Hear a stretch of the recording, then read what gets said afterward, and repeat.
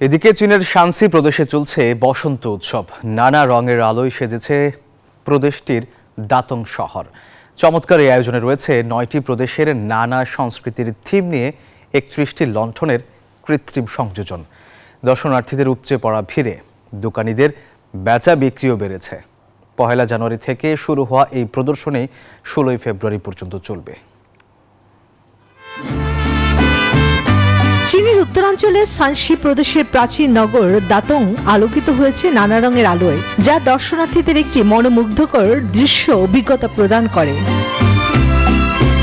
বসন্ত উৎসবে নানা রং ও আকৃতির লণ্ঠনে সেজেছে শহরটি। অন্ধকার রাতের শোভা বাড়াতে এই সাজসজ্জা। ঐতিহ্যবাহী লণ্ঠন প্রদর্শনী উপভোগ করেন আগত দর্শনার্থীরা।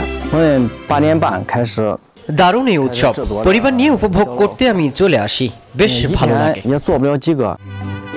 বিভিন্ন ধরনের লাইট শো আর বাদ্যযন্ত্রের আয়োজনে মুগ্ধতা ছড়িয়ে পড়ে চারপাশে। বাহারি খাবারে পসরা সাজিয়ে বসেন দোকানিরা, বেচাকেনাও চলে বেশ। আয়োজিত এই উৎসবে তৈরি করা হয় বৌদ্ধদের কৃত্রিম মন্দিরও।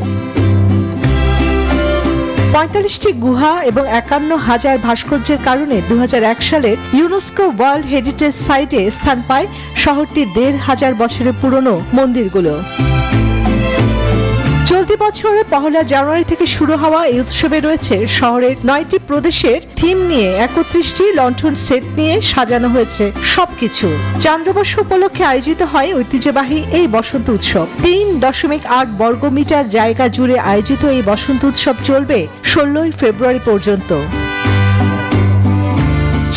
চন্দ্রা, নিউজ 24।